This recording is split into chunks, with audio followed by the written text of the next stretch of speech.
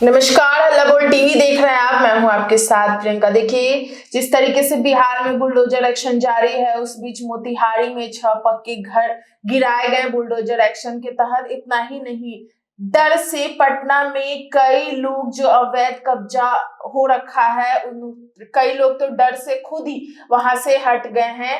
हालांकि इसी विषय पे आपको और भी ज्यादा अच्छे से जानकारी देंगे, क्योंकि जिस तरीके से मोतिहारी में और कई ऐसी जगह बुलडोजर एक्शन हुआ है, इसी विषय पे आपको और ज्यादा जानकारी देंगे अली असद। देखिए, जब से बिहार में नई सरकार बनी है तब से बुलडोजर एक्शन जो है वो शुरू हो गया हुआ है जी। पटना में 1 दिसंबर से 30 दिसंबर तक बुलडोजर एक्शन जो है वो जारी रहेगा। जेपी गंगा पथ से, गांधी मैदान से, फुलवाड़ी शरीफ, राजा बाजार, राजापुर, चारों तरफ जहां भी अवैध अतिक्रमण है उसे तोड़ने का काम और हटाने का काम जो है वो नगर निगम द्वारा किया जाएगा। और इसी बीच मोतिहारी में बुलडोजर एक्शन हुआ है। मोतिहारी में 6 पक्के मकान को जो गिरा दिया गया है। 6 पक्के मकान, एक मकान जो होता है उसको बनाने में इंसान को जमाना लग जाता है, लेकिन वो अगर अवैध तरीके से बनाया गया है, सरकार के जमीन पर बनाया गया है, तो ये अवैध है। इसलिए उसको 6 पक्के मकान को जो है वो सरकार के द्वारा तोड़कर हटा दिया गया बुलडोजर एक्शन द्वारा। देखिए, बिहार में नई सरकार क्या है, पूरी डिटेल क्या है, किस तरह से 6 पक्के मकान तोड़े गए, कहाँ कहाँ कार्रवाई हुई, इन सारी चीजों को मैं स्टेप बाय स्टेप आपको बताता हूँ। देखिए, बिहार में नई सरकार बनने के साथ बुलडोजर एक्शन जो है वो जारी है।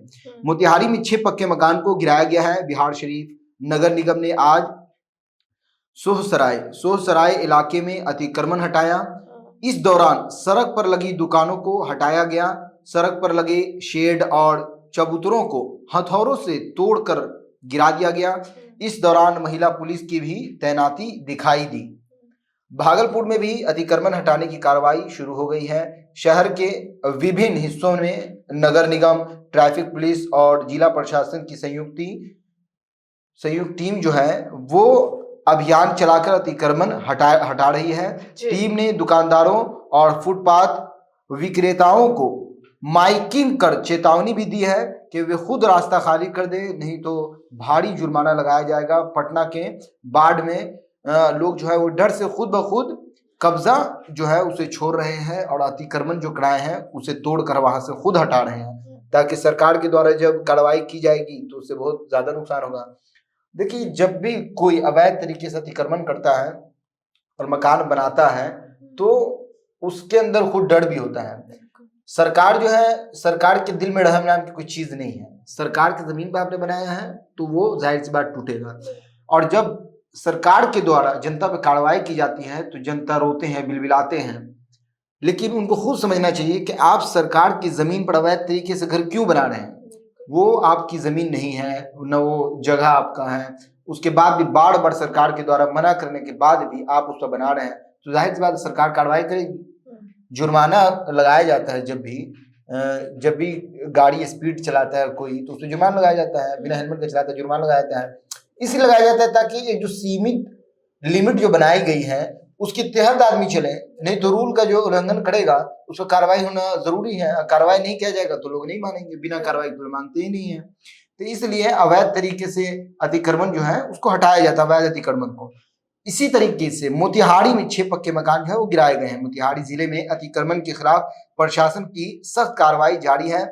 इसी कड़ी में केसरिया थाना क्षेत्र में सरकारी जमीन पर अवैध रूप से बने 6 पक्के मकानों को ध्वस्त कर दिया गया। ये कार्रवाई अदालत के निर्देश पर की गई है। जिन 6 लोगों के पक्के मकान हटाए गए उनमें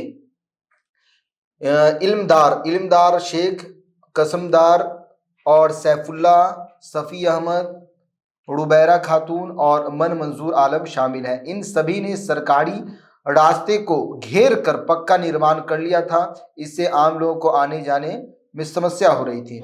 इससे पहले बेगूसराय में मंगलवार को लोहिया नगर झोपड़पट्टी से जेल तक बुलडोजर चलाया गया।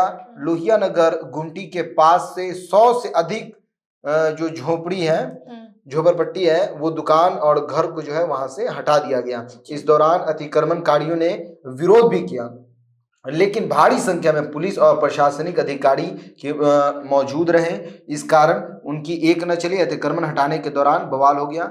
जैसा कि हम सब जानते हैं कि जब भी अतिक्रमण को हटाया जाता है, अवैध अतिक्रमण को, तो जनता आक्रोश में आ जाती है और जनता मरने मारने पे उतावला हो जाती है।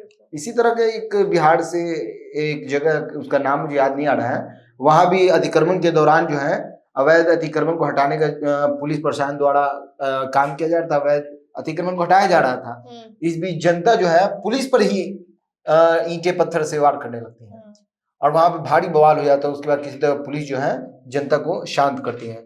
तो आप अवैध अतिक्रमण करते ही क्यों हैं?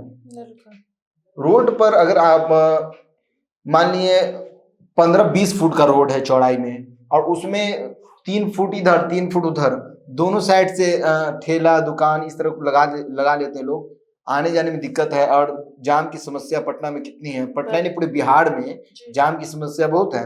और आप निकल जाइएगा तो 2-2 घंटे लग जाते हैं जाम को क्रॉस करने में। पटना में ये समस्या बहुत ज्यादा है, इसलिए खासकर जाम की समस्या को देखते हुए सरकार ने फैसला लिया है कि अवैध अतिक्रमण को हटाया जाए ताकि सड़क जो है वो ज्यादा चौड़ी हो, उसके बाद लोग को आने जाने में आसानी हो। नालंदा में एक और खबर है कि नालंदा में महादलित परिवारों से पप्पू यादव जो है वो मिलने पहुंचे। इधर नालंदा में पूर्णिया सांसद अतिक्रमण हटाने की कार्रवाई और विस्थापन के डर से सहमे महादलित परिवारों से मिलने पहुंचे। रहुई प्रखंड स्थित शिवनंदन नगर में महादलित परिवारों को प्रशासन ने नोटिस दिया है कि आप जो है अवैध अतिक्रमण आपने किया है उसको तोड़कर हटाया जाएगा। इस दौरान लोग पप्पू यादव से लिपट कर रोने लगे। उन्होंने प्रशासन को खुली चेतावनी देते हुए कहा कि अगर 5 तारीख को यहाँ गरीबों के घर तोड़े गए तो बुलडोजर उनकी लाश पर से होकर गुजरेगा। तो इस तरह से पप्पू यादव जो है वो महादलित के सपोर्ट में आए और उन्होंने प्रशासन को कहा कि इस तरह अगर अतिक्रमण को तोड़ा गया, हटाया गया वहां से, तो वो पप्पू यादव की लाश पर से होकर गुजरेगा। इस तरह की बात जो है पूर्णिया के सांसद पप्पू यादव ने कहा। देखिए इसमें सरकार की भी गलती है। सरकार की गलती है कि सरकार जनता को जो है मौका देती है, सरकार जनता को मना नहीं करती। जब वो अतिक्रमण कर रहे हैं, जब अवैध तरीके से अतिक्रमण कर रहे हैं, तो उस वक्त अगर आप रोक देते तो ये नौबत ही नहीं आती। जब साम्राज्य बड़ा हो जाता है, बिल्डिंग किसी ने बड़ा बना लिया, 25 करोड़ 30 करोड़ लगा के बना लिया, उसके बाद सरकार उस पर एक्शन लेती है जिससे जनता आक्रोश में आ जाती है। फिर दोनों तरफ से लड़ाई झगड़े की नौबत आ जाती है और मामला गंभीर हो जाता है, मर्डर तक हो जाता है। तो जब अतिक्रमण शुरू हुआ, हालांकि एक चीज और है, जब किसी भी सरकारी जमीन पर अवैध तरीके से अतिक्रमण किया जाता है, घर बना लेते हैं लोग, तो उसमें सरकार द्वारा ही बिजली पानी की सुविधा उपलब्ध कराई जाती है और वहां के जो लोग होते हैं वो वोट देने भी जाते हैं। वोटर आईडी कार्ड भी वहां से उनका बन जाता है, एक मोहल्ला आबाद हो जाता है। दिल्ली में अकबर नगर में भी इसी तरह का जो हालात है वो देखने को मिला था। वहां पूरी बस्ती को तोड़ दिया गया जहां हजारों लोग जो है वहां पर आबाद थे। तो इस तरह जो है अवैध अतिक्रमण सरकार होने ही न दे तो बेस्ट रहेगा। बाद में सरकार उस पर कार्रवाई करती है, लोग चीखते हैं, चिल्लाते हैं, रोने लगते हैं, क्योंकि एक भारी संपत्ति और पैसा उसमें उन्होंने निवेश किया होता है। तो सरकार को चाहिए कि वो इस तरह का अतिक्रमण होने ही ना दें ताकि इस तरह की नौबत ही नहीं आए। तो अभी जो कार्रवाई है पटना में 1 दिसंबर से 30 दिसंबर तक फुलवारी शरीफ समेत राजा बाजार, लड्डू मार्केट से लेकर गांधी मैदान, कारगिल चौक, जेपी गंगा पथ और इस तरह जितने भी पटना के जहां जहां भी अवैध तरीके से अतिक्रमण किया गया है उन सबको पुलिस प्रशासन द्वारा कार्रवाई कर हटाया जाएगा। और बहुत फुलवारी शरीफ समेत बहुत सारी जगहों पर कार्रवाई शुरू भी हो गई है और 30 दिसंबर तक जारी रहेगी। अब बिहार के बहुत सारे जिलों में भी जहां जहां अवैध तरीके से अतिक्रमण किया गया है उन सबको भी हटाने का जो कार्य है वो नई सरकार जो आई है वो करेगी।